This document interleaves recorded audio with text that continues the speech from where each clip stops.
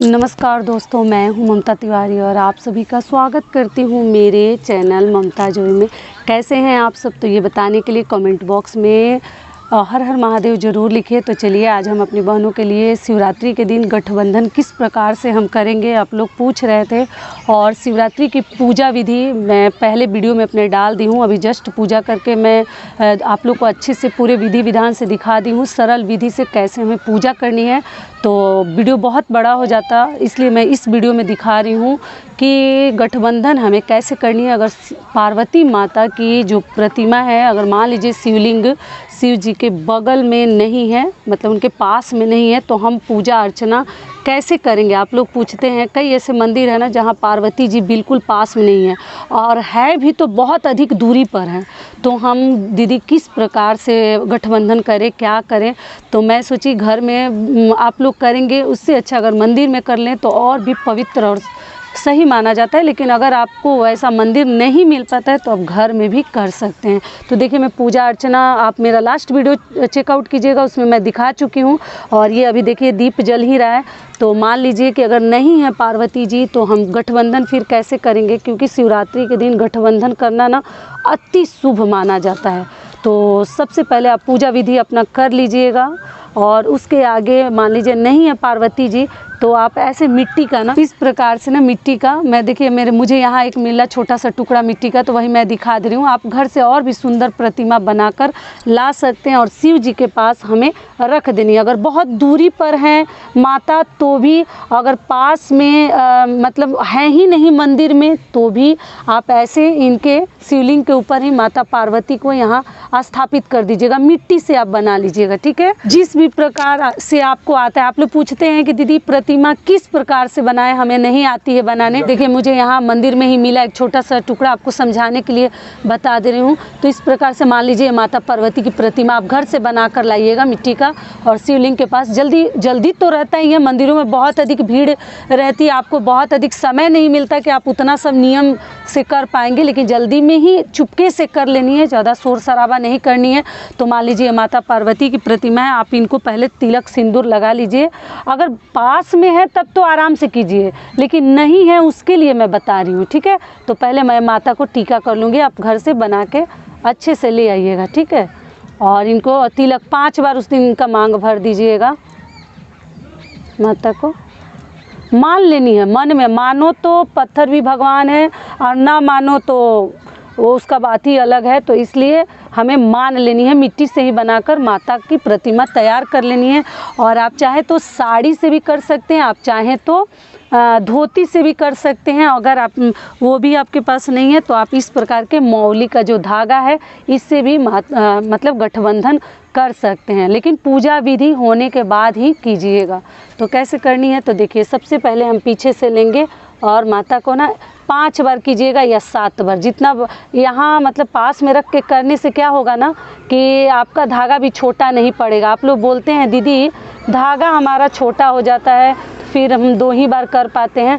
तो यहाँ पास में रख कर अगर कर लीजिएगा तो धागा आपका छोटा नहीं होगा। तो 1 बार हो गया, ये दूसरी बार फटाफट कर लीजिएगा जितनी मेरी बहनें हैं, क्योंकि शिवरात्रि के दिन ना गठबंधन करना बहुत अधिक शुभ होता है। भगवान करें, शिव जी करें कि आपका भी गठबंधन जो है ना बहुत मतलब शीघ्र से शीघ्र, भगवान से मेरी भी यही प्रार्थना रहेगी कि आप लोगों का भी गठबंधन शीघ्र अति शीघ्र हो, ठीक है। तो ये हो गया हमारा 4 बार, और ये जो है हमारा 5वीं बार। तो 5 बार हमारा हो गया। फिर हम जो है, बहुत बड़ा है तो कलावा तोड़ लीजिए, अगर छोटा है तो मैं तोड़ूंगी नहीं, मैं यहीं रख दूंगी। और मैं बांध देती हूँ, लेकिन आप लोग कहते हैं कि दीदी हमारे घर नहीं बांधा जाता। तो देखिए, आपके घर नहीं बांधा जाता तो आप मत बांधिएगा, लेकिन आप चाहें तो, इसलिए मैं बांध नहीं रही हूँ, मैं पिछले वीडियो में बांधी थी, तो आप चाहें तो ऐसे बांध भी सकते हैं। 7 या 5 गांठ लगा दीजिएगा। अगर नहीं बांधना चाहते तो आप लपेट कर ही छोड़ दीजिएगा। आगे आप लोग पूछते हैं कि दीदी घर में ऐसे गठबंधन किए हैं तो क्या करें, तो कुछ दिन रखे रहने दीजिए ना, हटाना जरूरी नहीं है। है, मंदिर में भी मत हटाइएगा। जिसको हटाना होगा पुजारी जी अपना हटाएंगे, आप लोग मत हटाइएगा। आप लोग करके इस प्रकार से गठबंधन माता रानी का आ जाइएगा। और आप ना एक वस्त्र रूप में पार्वती माता को ना में से, या लाल वस्त्र भी, मैं इधर देखिए लाल वस्त्र माता पार्वती को चढ़ाई हूँ, तो ऐसा वस्त्र है तो, नहीं तो इसी कलावा में से एक वस्त्र भी माता को आप दे सकते हैं। और भोग प्रसाद तो हम पहले ही लगा चुके हैं। तो ऐसे आपको गठबंधन करनी है। और घर में भी मतलब कोशिश कीजिए कि मंदिर में ही कीजिए, अगर नहीं हो पाता है तो आप घर में भी कर सकते हैं शिवरात्रि के दिन। इस प्रकार से आप अपने शादी के लिए, जल्द शादी के लिए ये सब उपाय ना बहुत अधिक कारगर होता है। और हुआ भी है, कई लोगों का हुआ है, मैं ऐसा नहीं बोलूँगी कि नहीं होता है। लेकिन शिवरात्रि का दिन जो है ना, शिव जी शादी का सालगिरह का दिन मनाया जाता है, जो कि हर राज्य में बड़े उत्सव से और उल्लास के साथ मनाया जाता है। तो आप लोग कीजिएगा। और यहाँ जो नंदी जी हमारे हैं, तो इनको क्या करनी है, आप चाहे तो माता पार्वती को एक चीज़ और बता दूँ कि श्रृंगार का भी सामान चढ़ा सकते हैं, और वो चढ़ाकर आप अपने लिए भी रख सकती हैं, शादी के बाद इस्तेमाल कीजिएगा। ठीक है, तो ये हो गई गठबंधन की बात। इधर जो नंदी जी हैं, इनके कानों में जो ही आपका वर है, जैसा घर परिवार चाहती हैं, ज़रूर इनके कान में आपको ना ऐसे हाथ करके, ऐसे करके आपको बोलकर आनी चाहिए, जो ही आपके मन में मनोकामना चाहती हैं कि पूर्ण हो जाता, इस प्रकार का घर परिवार मिलता, तो नंदी जी के भी कान में ज़रूर बोल के आइएगा। क्योंकि नंदी जी के द्वारा ही जो बातचीत है वो हमारे शिव जी के पास मैसेज पहुंचता है, संदेश जाता है। तो इसलिए आप नंदी जी के कान में बोल कर आइएगा, क्योंकि वो उनके सवारी हैं। सभी को ये बात मालूम होगी। मनचाहा वर पाने के लिए और जल्द शादी के लिए मैं आपको ये भी नियम करके दिखा देती हूँ। पहले तो सर पे दुपट्टा ओढ़ लीजिएगा, और ओढ़ने के बाद ऐसे कानों में करके, नहीं बहुत छोटे हैं, और अपने मन की कामना को बोलना है। और इस प्रकार से बोल के हमें भगवान को नमस्कार कर लेनी है। और इसी प्रकार से आप लोग भी कीजिएगा। और एक चीज़ आप लोग को ध्यान रखनी है कि ये जो गठबंधन है ना, आप लोग बोलते हैं कि हमारी माँ नहीं है, मतलब लड़के की, तो बहन कर सकती है, माँ कर सकती है। तो देखिए, बहन और माँ, लड़के की शादी के लिए गठबंधन नहीं किया जाता है। ये ना जैसे कुंवारी लड़कियां ही करती हैं वर की प्राप्ति के लिए, लेकिन लड़के की माँ और लड़के की बहन जो है ना, शिव जी को कुछ भी, माता पार्वती को, शिव जी को अर्पित करके अपने बहू के लिए रख सकती हैं। लेकिन गठबंधन जो है, लड़के की माँ और लड़के की बहन नहीं कर सकती है, ना लड़का कर सकता है। ये केवल कुंवारी लड़कियों के लिए है, जल्द शादी के लिए, अच्छे वर की प्राप्ति के लिए इस प्रकार से आपको करनी है। ठीक है, तो ये आप लोग मत कीजिएगा, लड़के वाले पार्टी नहीं करेंगे। एक चीज़ और समझ लीजिए कि आप लोग जो ही भगवान को चढ़ाइएगा ना, फल, ये मुद्रा, पैसा, ये सब चीज़ें आपको घर नहीं ले जानी चाहिए। श्रृंगार का सामान अगर लड़कियाँ चढ़ा रही हैं तो वो सब चीज़ें आप घर ले जा सकती हैं। लेकिन इसमें चढ़ा हुआ प्रसाद ना, जो खाता है, ऐसा माना जाता है ना कि वो गरीब होता है।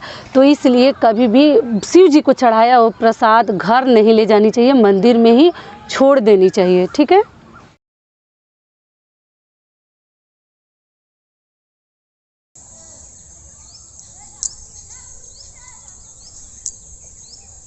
महामृत्युंजय का मंत्र भी आप बोल सकते हैं शिव जी के पूजा के दौरान 11 बार। मंदिर के पास में भी खड़ा होकर बोल लीजिए, ओम त्र्यंबकम यजामहे सुगंधिम पुष्टिवर्धनम उर्वारुकमेव बंधनान् मृत्युमुक्षयमामृतात्।